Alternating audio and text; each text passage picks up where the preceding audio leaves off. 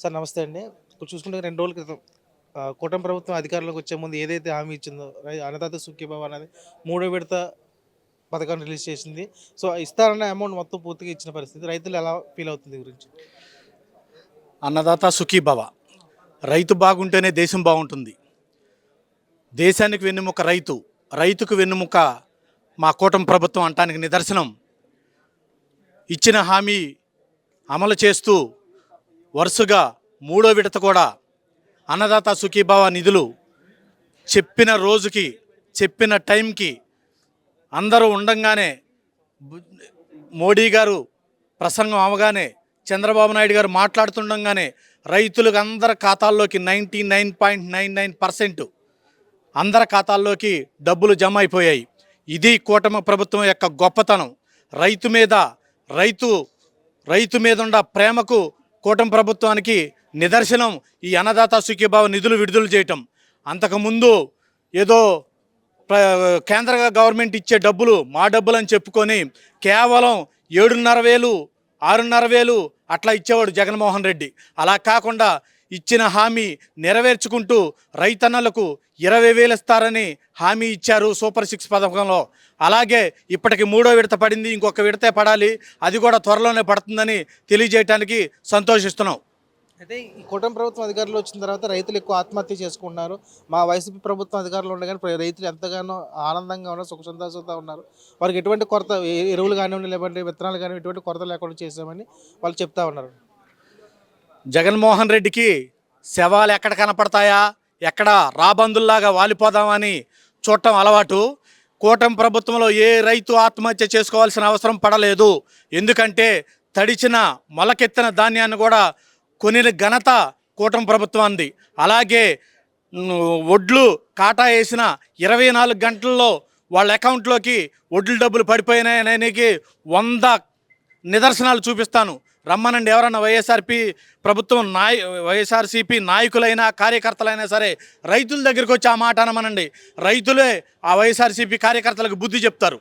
అంటే మా హయాంలో వైసీపీ హయాంలో రైతు భరోసా కేంద్రం కట్టాం. రైతు భరోసా కేంద్రం ద్వారా ఎరువులు కానివ్వండి, లేకపోతే విత్తనాలు కానివ్వండి, రైతులకు అవసరమైన ప్రతి ఒక్క టెక్నాలజీ కూడా తక్కువ ధరకు అందించాము. అలాగే రైతులు ఏ విధంగా ముందుకెళ్లాలని ప్రోత్సహించామని చెప్పి ఆర్బీఐ కేంద్రం వల్ల చాలా ఉపయోగం ఉందని చెప్పి వాళ్ళు అంటూ ఉన్నారు కదా. టెక్నాలజీ గురించి జగన్మోహన్ రెడ్డి మాట్లాడటం దెయ్యాలు వేదాలు వల్లించినట్టుగా ఉంటుంది. అసలు టెక్నాలజీని తీసుకొచ్చిందే చంద్రబాబు నాయుడు గారు. దానికి నిదర్శనమే ఈరోజు 4 ఎకరాలు ఉన్న రైతు కూడా డ్రోన్తో పురుగుల మందు చల్లుతున్నాడు. ఏఐ సాఫ్ట్వేర్ ఉపయోగించి ఎక్కడైతే ఏ మొక్కకైతే పురుగు వచ్చిందో ఆ మొక్కను విజువల్స్లో చూసి ఆ మొక్కకి ఎంత అవసరమైతే అంతమందే పడే విధంగా రాబోయే రోజుల్లో టెక్నాలజీ డెవలప్ అవుతుంది. ఆ టెక్నాలజీని అమరావతి కేంద్రంగా చంద్రబాబు నాయుడు గారు తీసుకొస్తారు. రైతుల పాలిట బంగారం పండించే విధంగా పోలవరం పూర్తి చేసి రైతన్నల కళ్ళల్లో సంతోషాన్ని నింపడానికి సిద్ధంగా ఉంది ఈ కూటమి ప్రభుత్వం. పోలవరం విషయంలో కనుక గతంలో చూసుకుంటే కనుక డిసెంబర్లో కడతాం, 21 కడతాం, 22 కడతాం, 3 కడతాం, అలా దాటుకుంటూ వచ్చిన పరిస్థితి. కానీ బాబు గారు ఏ విధంగా దాన్ని పోలవరంలో ఏ విధంగా దృష్టి పెట్టారు, ఏ విధంగా ముందుకు వెళ్ళిపోతున్నాం పోలవరం విషయంలో? ప్రతి సోమవారం పోలవరంగా పెట్టి 2014-19 గవర్నమెంట్లో చంద్రబాబు నాయుడు గారు పోలవరాన్ని అగ్రభాగాన నిలబెట్టారు. 72% పూర్తి చేశారు. గత ప్రభుత్వం 5 సంవత్సరాల అధికారం ఉంది, కనీసం ఆ 1% 2% అయినా పూర్తి చేసిందా అని అడుగుతున్నాను. అలాంటి కళ్ళకుబొల్లి మాటలు చెప్పి 3 ఇరిగేషన్ మినిస్టర్లను మార్చి పోలవరం పడకేసి కాఫర్ డ్యాము అవన్నీ కొట్టుకుపోయే విధంగా చేసింది వైఎస్ఆర్సీపీ ప్రభుత్వం. ఖచ్చితంగా ఇంకొక సంవత్సరంలో పోలవరంలో గ్రావిటీ ద్వారా నీళ్ళు వస్తాయి. ప్రతి రైతు నవంబర్ కల్లా పంట తీసుకునే విధంగా కూటమి ప్రభుత్వం చర్యలు తీసుకుంటుంది. ఈలోపు పట్టిసీమ నీళ్లతో బంగారం పండించే రైతులకు నీళ్లు అప్పజెప్పి బంగారం పండించి రైతుల కళ్ళల్లో ఆనందం చూడటానికే చంద్రబాబు నాయుడు గారు అనేక చర్యలు తీసుకుంటున్నారు. పోలవరం వేగవంతం జరుగుతుంది. ఖచ్చితంగా సంవత్సరంలో పోలవరం పూర్తయిపోతుంది. అంటే పోలవరం వేగవంతం చేయట్లేదు, కావాలని కేంద్రం పేరు చెప్పుకుని దీన్ని జాతీయ అంకితం చేస్తానని చెప్పుకుని వాళ్ళు డబ్బులు దండుకున్నారు తప్ప పోలవరం ఎటువంటి ముందుకు సాగనివ్వకుండా బాబు గారు ముందుగా అడ్డుకుంటున్నారు. పోలవరాన్ని డెవలప్ అవ్వకుండా బాబు గారు ముందు అడ్డుకుంటున్నారు. దానికి వచ్చిన బిల్లు కూడా సొంతానికి మళ్ళించుకుంటున్నారని చెప్పి వాళ్ళు అలిగేషన్ చేస్తున్నారు. అనటానికి ఎన్నో ఉంటాయి. అబాస్ పాలు అయిపోయేది జగన్మోహన్ రెడ్డి మాత్రమే.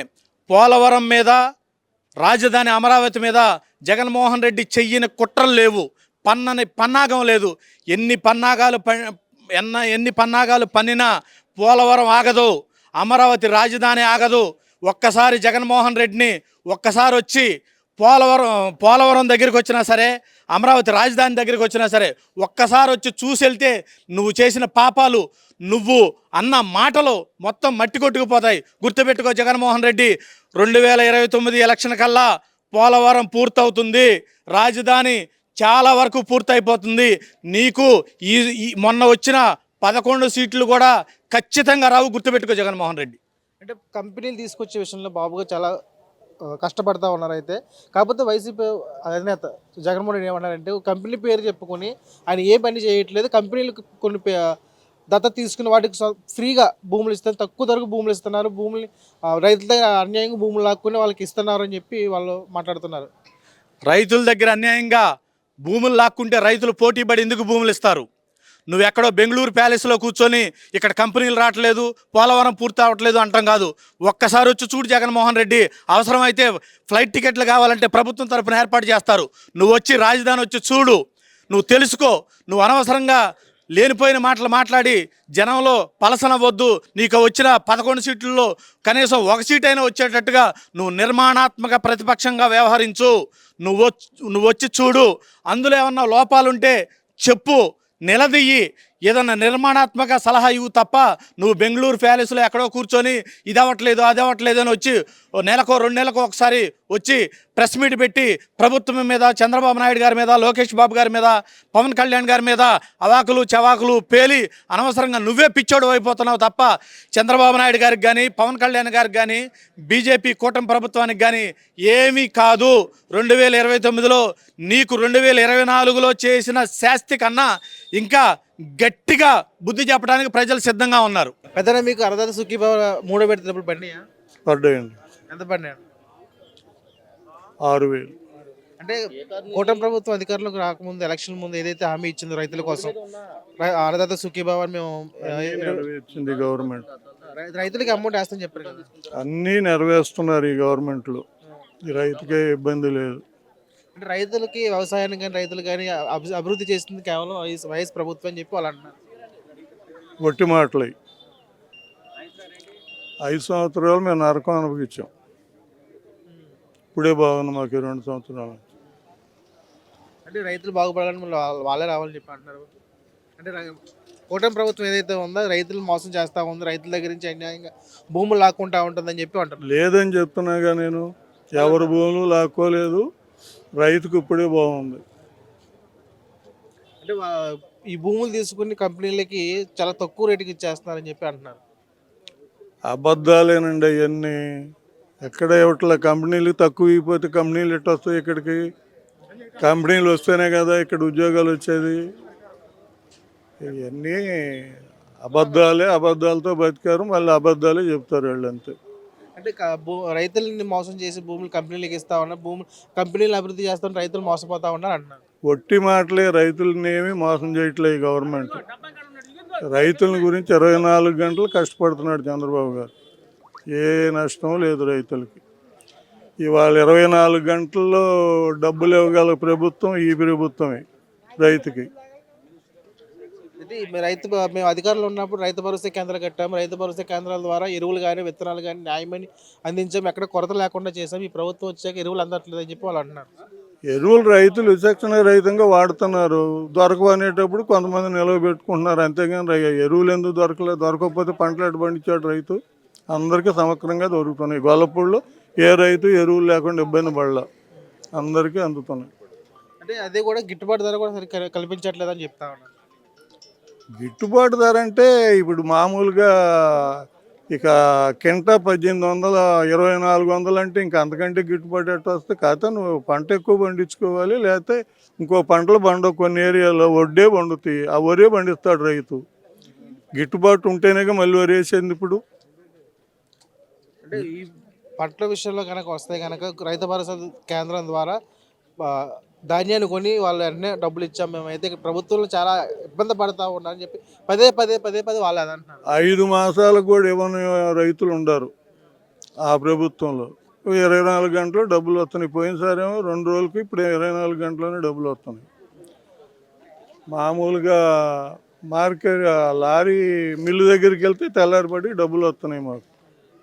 ఏదో చెప్పుకోవాలి కదా ఎవరి కాళ్ళు. అయితే గతంలో చూసుకుంటే కానీ వాళ్ళ వైసీపీ ప్రభుత్వ అధికారులు ఉండగా రైతులకి ఇన్సూరెన్స్ కట్టడం అయితే జరగలేదు. ఈ ప్రభుత్వం వచ్చే కట్టడం జరిగింది. కానీ కొన్ని ప్రాంతాల్లో ఆ ఇన్సూరెన్స్ డబ్బులు రాని పరిస్థితి కదా. ఇక్కడ వచ్చినాయి వస్తాయి, అవి విడతల వారీగా వస్తున్నాయి. అందరికి ఒకేసారి రావట్ల. కొంతమంది రైతులకు వచ్చినాయి, కొన్ని వాళ్ళకి ఈ ఊరికి రాలేదు, వస్తాయి ఇప్పుడు. అదేవిధంగా చూసుకుంటే పరిపాలన విషయంలోకి వస్తే కానీ కూటమి ప్రభుత్వం పరిపాలన ఎలా ఉందండి? ఇటువంటి ప్రభుత్వం మళ్ళీ మేము చూడము. ఈ ప్రభుత్వం తర్వాత ఇంకా వచ్చేయగల ప్రభుత్వం కూడా లేదు. ఎందుకంటారు? హ్మ్? అన్ని రకాలుగా డెవలప్ అవుతుందిగా ఇప్పుడు. రైతుల్ని బాగానే చూస్తున్నారు. ఇప్పుడు మామూలుగా ఇప్పుడు ఈ మంత్రి గారు ఎందుకు వచ్చాడు ఇక్కడ చెప్పండి. అంతే, అంటే ఈ ప్రభుత్వం రైతుల దగ్గరికి నాయకులు వస్తున్నారు ఇప్పుడు. గతంలో రాలేదా? ఎవరో రాల. అంటే గతంలో మేము వచ్చాము అన్ని దగ్గర నుంచి చూసామన్నారు. ఎవరో రాలేదు. నేను చెప్తున్నాను కదా, మా చేను మునిగితే 15 రోజులు కూడా ఎవరో రాల. ఆ పంట పోయింది, మళ్ళీ ఏదో పంట వేసుకున్నాం. ఎవరో రాల. ఈ ప్రభుత్వ పరిపాలన పంట పోతే నేనే ఉన్నాను కదా సాక్షి. ఎవరో రాల. అడిగిన వాళ్ళు కూడా లేరు ఎవరో, ఏంటి మీ పంట దెబ్బతిందని. అంటే ఈ ప్రభుత్వంలోనే రైతులు ఎక్కువ ఆత్మహత్య చేసుకుంటున్నారు, చాలా నష్టపోతున్నారు. చాలా తగ్గినాయి ఆత్మహత్యలు. ఇక్కడ వాళ్ళు అంటున్నారు జరుగుతున్నాయి. ఏదో ఒకటి అనకపోతే ఎట్లా మరి? ఇప్పుడు ఏదో ఒకటి అనాలి కదా, అంతే. అంటే మామూలుగా ఓవరాల్ ప్రభుత్వం వచ్చిన తర్వాత ఆత్మహత్యలు తగ్గినాయి, పెరగల. సో ఓవరాల్ చూసుకుంటే కనుక వైసీపీ ప్రభుత్వం లేకపోతే టీడీపీ ప్రభుత్వం కూటమి ప్రభుత్వం రైతులకు ఏ ప్రభుత్వం అండగా ఉందంట? కూటమి ప్రభుత్వమే అండగా ఉంది.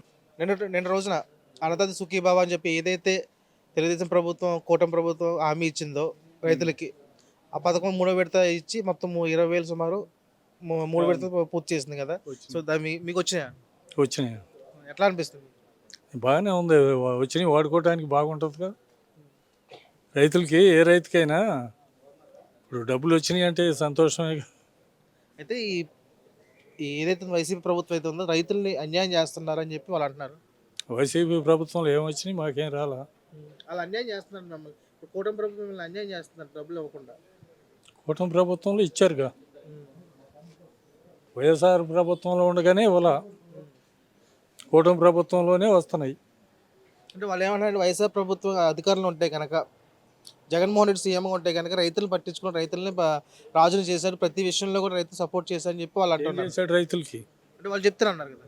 వాళ్ళు చెప్పుకుంటారు, ఎన్నెన్నో చెప్పుకుంటారు. పత్రిక ఉంది, వాళ్ళదే పత్రిక సాక్షిలో ఇచ్చుకుంటారు. రైతులకి ఏం చేశారు, ఎక్కడ ఏం జరిగింది? ఇవాళ ధాన్యం అమ్మితే డబ్బులు తెల్లారే పడుతున్నాయి 24 గంటల్లో. 24 గంటల లారీ అక్కడ అన్లోడ్ అవ్వకపోయినా డబ్బులు వచ్చేస్తున్నాయి. ఇంకా అంతకన్నా రైతుకి ఏం కావాలి? నెలల పొడుగుతా తిరిగి మరి 6 నెలలకు వచ్చినాయి. పోయినసారి జగన్ ప్రభుత్వం ఉండగా 6 నెలలకు వచ్చినాయి. ఈ లోపల మిషన్ వాళ్ళకి, ట్రాక్టర్ల వాళ్ళకి ఇవన్నీ బయట తెచ్చి కట్టుకోవాల్సి వస్తుంది. అప్పు తెచ్చి కట్టుకుంటే ఆ వడ్డీలు 6 నెలలు 5 నెలలు రైతు ఆగి కడతామంటే వడ్డీలు సరిపోద్ది. అదేవిధంగా చూసుకుంటే వాళ్ళని రైతు భరోసా కేంద్రం కట్టాము మేము, ఎక్కడికక్కడ ఎరువులు అందించాము, ఎక్కడ యూరియా అన్నదిగా ఎక్కడ కొరతలు ఎక్కడ చూసాము. అవకాశాన్ని బట్టి చేసుకున్నారు, వాళ్ళకి రూపాయి మిగిలేట్టు. రైతు భరోసా కేంద్రం కడితే వరినే గట్ల, అందుట్లో సగం మిగలటం కోసం కట్టారు. అంటే ఈ ప్రభుత్వం కూటమి ప్రభుత్వం వచ్చేది యూరియా బస్తా కానీ లేదా ఎరువుల వస్తువుల విషయంలో కానివ్వండి చాలా లోటు ఏర్పడింది. రైతులు చాలా ఇబ్బంది పడ్డారు. ఏం లోటు లేదు. నేను 120 ఎకరాలు వ్యవసాయం చేస్తున్నా, లోటు అనేది రాలా నాకు. అంటే కౌలుకే చేస్తారు. అంతా కౌలుది, 4 ఎకరాలే సొంతది. అంటే కౌలు రైతులు కూడా బీమా అన్నది ఈ ప్రభుత్వం ఏర్పాటు చేసింది కదా, మీకు ఏమైనా వచ్చిందన్న? రాలా. అవి వచ్చినాయి, ఏలుపొలను రాయనపాడు పైడూరుపాడు వచ్చినాయి. జక్కంపూడి గొల్లపూడి రాలా, అసలు ఎవరికి రాలా. ఎందుకంటారు తర్వాత పడతాయండి మనం? తర్వాత పడతాయి అంటున్నారు. సో ఇంకా ఈ కూటమి ప్రభుత్వం అధికారులు ఉండి కానీ, పైన మోడీ గారి ప్రభుత్వం అధికారులు ఉన్నా కానీ రైతులకు ఏ విధంగా సహాయం చేస్తే ఇంకా ముందుకెళ్ళే అవకాశం ఉందండి? ఏ విధంగా ఎంత చేసినా రైతు కానీ కూలోడు కానీ ఎవరూ వద్దనరు. ఎంత చేసినా చేయమంటారు, మితమే ఉండదు దానికి. అంటే రైతులు కూడా కొన్ని కొన్ని పథకాలు, మేలైన పథకాలు ఉన్నాయి కదా. మేలైన పథకాలు అమలు చేస్తున్నారుగా. బాబు గారి విషయంలో చూసుకుంటే కనుక ప్రతి దాంట్లో విజన్ యూజ్ చేసుకుని అండ్ టెక్నికల్ యూజ్ చేసుకుని ప్రతి ఒక్కటి మిషనరీ కానివ్వండి, లేకపోతే యంత్రాలు కానివ్వండి, లేదంటే కనుక మా ఎరువుల విషయంలో కానివ్వండి, అన్నింటిలో కూడా కొత్త కొత్త టెక్నాలజీ తీసుకొస్తా ఉన్నారు కదా. రైతులు ఏ విధంగా ఎరువుల విషయంలో ఏమీ లోటు లేదు, అంటే కొత్త ఎరువులు కొత్త బాగానే టెక్నాలజీ అందినాయి. కదా. కొత్త కొత్త టెక్నాలజీ తీసుకొస్తా ఉన్నారు. అవి కూడా చూస్తున్నాం, శాంపిల్ చూస్తున్నాం. అంటే ఒక్కసారి వాడడం కదా, ఎట్లా పని చేస్తున్నాయి ఏంటి అనేది చూసి నిదానంగా వాడతాం, వాటిలోకి మారుతాం. ఇవాళ కూలోడు లేడు, మందు లేవాడు లేడు, ఈ డ్రోన్లతోటే మందు కొట్టుకున్నా చేసినా. మరి ఈ టెక్నాలజీ మారకపోతే ఈ డ్రోన్లు ఇవన్నీ, ఈ నానో ఏరియా కానీ నానో డిఏపి కానీ ఇవి వస్తున్నాయి. అవి కొట్టుకోకపోతే మనుషులతో చేయాలని చెప్పలేము. ఇక కూటమి ప్రభుత్వం రైతుల అకౌంట్లో అన్నదాత సుఖీభావ అనే కార్యక్రమం ద్వారా, అన్న పథకం ద్వారా రైతుల అకౌంట్లో డబ్బులు వేయడం జరిగింది కదా. సో రైతులు ఎలా ఫీల్ అవుతున్నారు? కేంద్ర రాష్ట్ర ప్రభుత్వాలు రైతుకి డైరెక్ట్ డీబీటీ మెథడ్లో డైరెక్ట్గా అమౌంట్ వేస్తున్నారు. కేంద్రము ప్రభుత్వము నరేంద్ర మోడీ గారి ఆధ్వర్యంలో 22వ విడత అమౌంట్ అందరు రైతుల అకౌంట్లో పడ్డాయి. అట్లాగే అన్నదాత సుఖీభావ రాష్ట్ర ప్రభుత్వము ఇచ్చే షేరు 5,000 రూపాయలు. ఈ 5,000 అవి 2,000, 7,000 రూపాయలు ప్రతి రైతు అకౌంట్లో కూడా పడిపోయాయి. ఇది సుమారుగా ఇయర్లీ వచ్చేసరికి 20,000 రూపాయలు. ఈ 20,000 రూపాయలు సన్న చిన్నకారు రైతులందరికీ ఇది ఒక వరం లాంటిది, ఎంతో ఆదుకుంటుంది. రైతుల యొక్క ఖర్చులు బాగా పెరిగిపోయాయి. ఇప్పుడు దుక్కి దున్నాలంటే 3,000 రూపాయలు, అట్లాగే బొర్రు గుంటగా దున్నాలంటే 1,000, అట్లాగా ఖర్చులు. ఇవి 20,000 రూపాయలు ఒక 5 ఎకరాల రైతుకి పొలాన్ని దున్నుకోవటానికి ఎంతో మేలు చేస్తుంది. గత ప్రభుత్వంలో ఏం జరిగింది అంటే, వాళ్ళ మేనిఫెస్టోలో మేము రైతులకి 13,000 రూపాయలు ఇస్తామని తెలియజేశారు. చివరికి వచ్చేసరికి ఏమిటి, రాష్ట్ర ప్రభుత్వము 7,000 రూపాయలు, కేంద్ర ప్రభుత్వం డబ్బులు వీళ్ళ డబ్బులు అని చెప్పేసి రెండు కలిపి 13,000 వేశారు. కానీ ఇప్పుడు నడుస్తున్నటువంటి కూటమి ప్రభుత్వము చంద్రబాబు నాయుడు గారి ఆధ్వర్యంలో, పవన్ కళ్యాణ్ గారి ఆధ్వర్యంలో ఈ కూటమి ప్రభుత్వము ప్రతి రైతుకి డబల్ చేసిందండి. పోయిన ప్రభుత్వం 7,000 ఇస్తే ఇప్పుడు ప్రభుత్వము 14,000 చేసింది.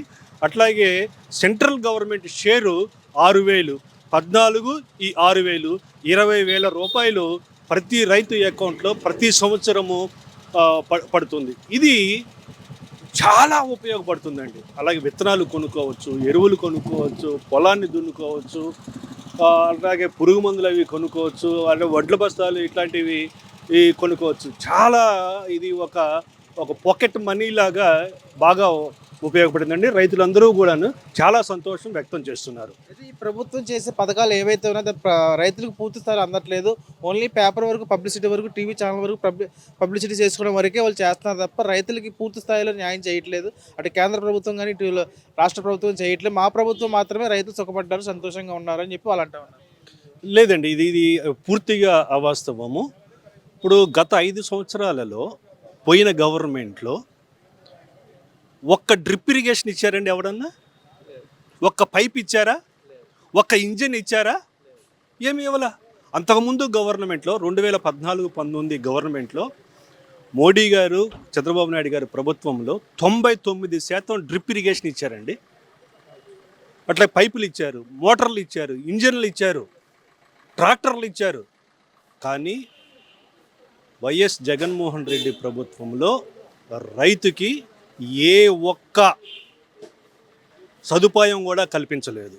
ఇప్పుడు మళ్ళా కూటమి ప్రభుత్వం వచ్చిన తర్వాత డ్రిప్ ఇరిగేషన్లకి స్ప్రింక్లర్లు, పైపులు ఇవన్నీ కూడా ఇస్తున్నారు. అలాగే కిసాన్ క్రెడిట్ కార్డ్స్ అని ఒకటి ఉందండి.